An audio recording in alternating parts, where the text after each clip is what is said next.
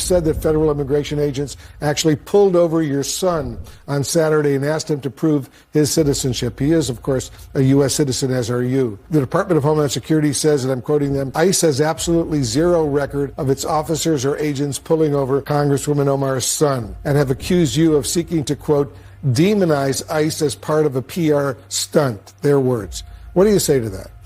Well, if ICE is saying that they have documentation of every single person that they have pulled over in Minneapolis, we would love to see that record because we've certainly, myself and the governor, have been asking them to share information with us on the ways in which they have interacted with Minnesotans, and they have not been able to provide a single information. So it is amazing that they're able to put out this statement in saying definitely that they did not pull my son over when they haven't been able to answer anything else. Now, interestingly, it does turn out her son was born in the United States. So regardless of the fact that she married her brother, here's the birth certificate, everyone knows it at this point, and they're just pretending it's not happening. So even though she married her brother, apparently her son was born in the United States. But notice she never denied it. She never denied that they made it up, right? Wolf was like, did this happen? She never said, oh no. Also interesting was what Wolf said there.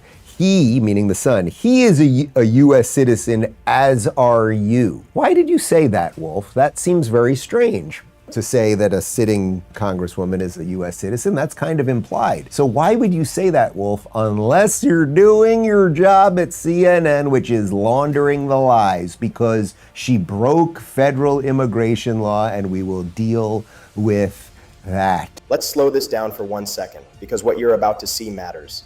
Ilhan Omar went on CNN and told a dramatic story that federal immigration agents stopped her son and questioned his citizenship. That's a serious accusation. It paints ICE as reckless and racist, and it instantly fuels outrage. But here's the problem. When the host pressed her live on air, Homeland Security flat out denied it ever happened. No record, no stop, nothing. And instead of clearing it up with a simple yes or no, Omar dodged, deflected, and tried to flip the burden back on ICE. That's when the story fell apart. Not with shouting, not with drama, with silence and avoidance. This wasn't confusion. This was a claim made on TV that could not be backed up. And CNN, once again, had to clean up the mess in real time. Let's talk about what actually happened on CNN, because this moment exposed a serious credibility problem. Ilhan Omar went on the Situation Room and claimed federal immigration agents stopped her son and questioned his citizenship. That allegation carries weight. It frames ICE as targeting American citizens and feeds an already heated national debate. Then Wolf Blitzer did something rare for cable news. He brought receipts. On live television, he read a statement from the Department of Homeland Security saying ICE had zero record of any such stop involving her son. Clear, direct, documented. That was the moment of truth. A simple confirmation or correction would have ended the story. Instead, Omar pivoted. She questioned ICE record-keeping, suggested missing documentation, and widened the issue into a broader complaint about transparency. What she never did was directly affirm that her claim occurred as stated. That response matters. When a public official makes a serious accusation, the burden stays with the person making it. Shifting responsibility to the agency accused does zero to strengthen credibility. It raises doubts instead. Wolf's wording also stood out. He emphasized that her son and she are U.S. citizens, an unusual clarification for a sitting member of Congress. That line revealed how carefully CNN was managing the narrative while still acknowledging the official denial. Here's the reality. The claim sparked outrage. The agency denied it with certainty, and the explanation fell short. Viewers saw a story collapse under basic scrutiny. This was a case where live television exposed a gap between accusation and evidence, and no amount of deflection closed it. These vile comments and this sort of creepy obsession that that he has on me and Somali Americans really is dangerous, and it's beneath the office of the presidency. When President Trump attacked you again a few days later during a separate event in Pennsylvania, his statements were actually met with cheers from the crowd, and many of them were shouting, "Send her back." Their words, "Send her back." What goes through your mind when you hear that kind, and do you fear it all for your safety? I mean, it is dangerous language, dangerous rhetoric. I do worry that they will take action once they realize that the sad news is that I am here to stay, and Somali Americans are here to stay. As they should be. They're U.S. citizens. Almost all of them are now U.S. citizens, naturalized. Yeah, over US nearly citizens. 60% born in the United States. And they're very good U.S. citizens, to be sure. This next part of the interview fills in the pattern. After the ICE claim unraveled, the conversation shifted to victimhood. Ilhan Omar framed criticism as dangerous rhetoric and described public chants as a threat to her safety. She spoke about fear, language, and crowds while positioning herself as a permanent fixture in American politics. Then came the pivot. She tied herself directly to Somali Americans, saying they are here to stay. Wolf Blitzer immediately reinforced that point by emphasizing citizenship, percentages, and legitimacy. The framing was deliberate. The focus moved away from accountability and toward identity protection. Here's where the dots connect. Omar repeatedly presents herself as a spokesperson for Somali interests while holding one of the most powerful offices in the United States.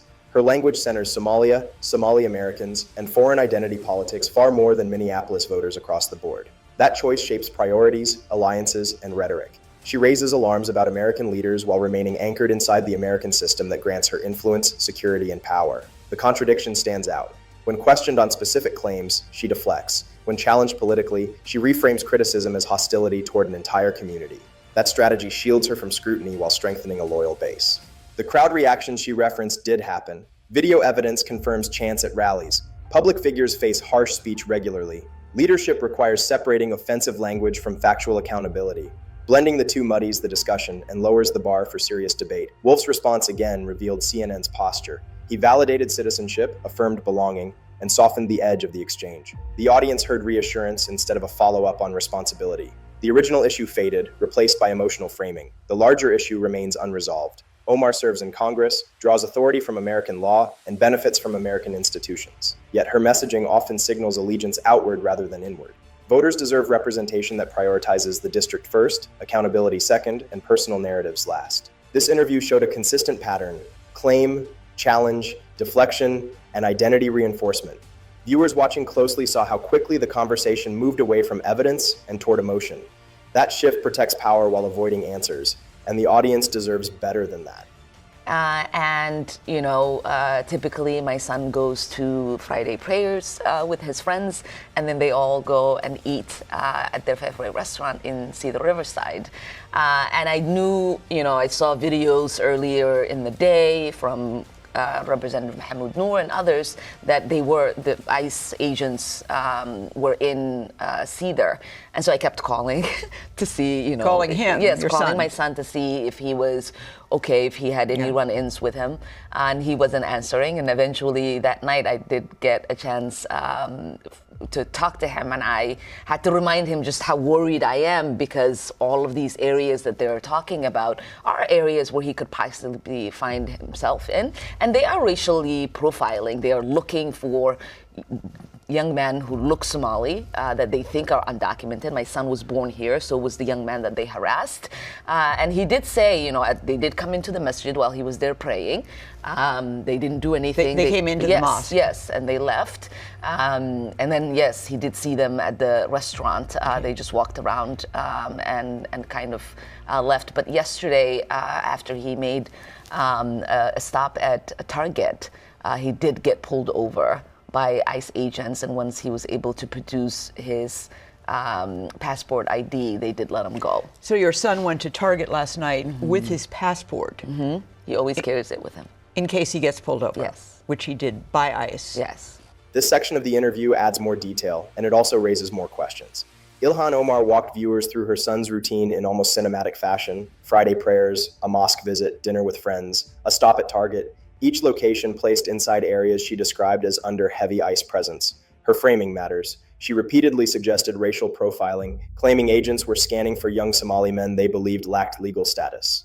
She emphasized fear and anxiety, both hers and her son's, long before describing any direct encounter. That sequencing shaped perception before facts entered the picture. Then the story shifted. According to her own account, ICE entered the mosque, walked through, and left. At the restaurant, agents walked around and left again. No confrontation, no questioning, no stop. Only later, after a Target visit, did she claim an actual traffic stop occurred.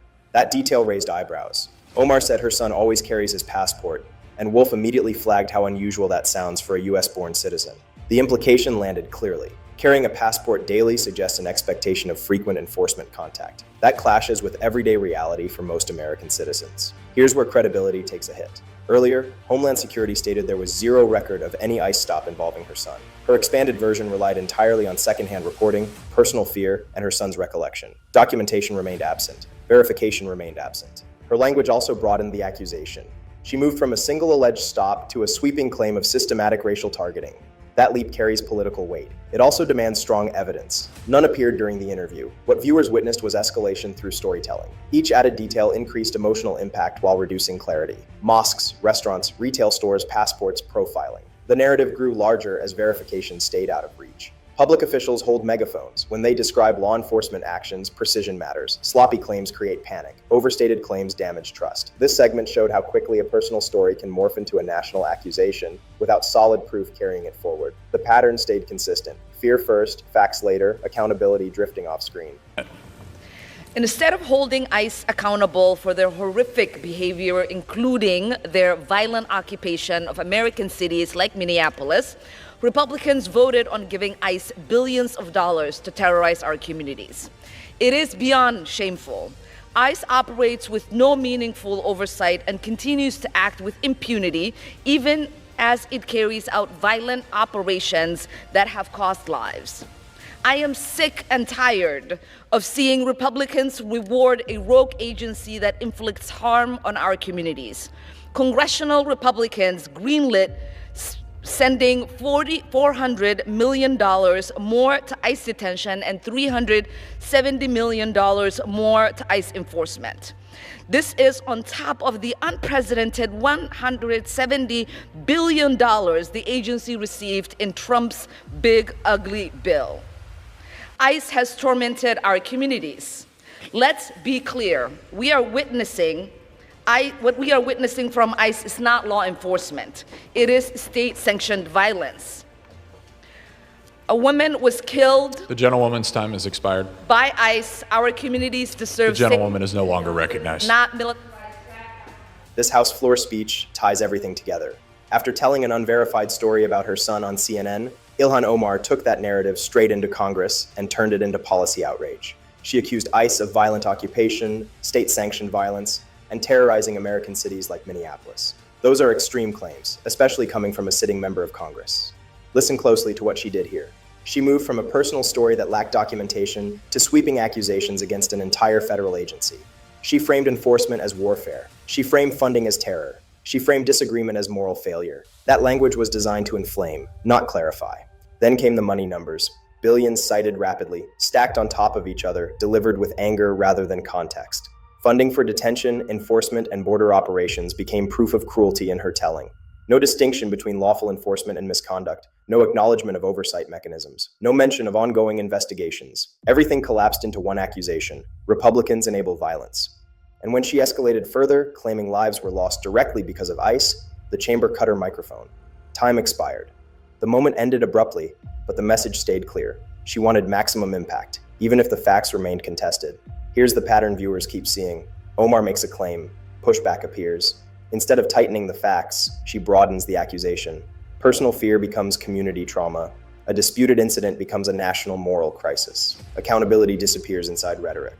She holds office in the United States, funded by American taxpayers, protected by American institutions, yet her language consistently paints those same institutions as hostile forces occupying cities and targeting communities. That contradiction sits at the center of her politics. Criticism of law enforcement belongs in Congress. Oversight matters. Precision matters more. When words outpace evidence, trust erodes. This speech showed how outrage replaced responsibility and how narrative took priority over proof. That is why scrutiny keeps following her, and why many Americans no longer take these claims at face value.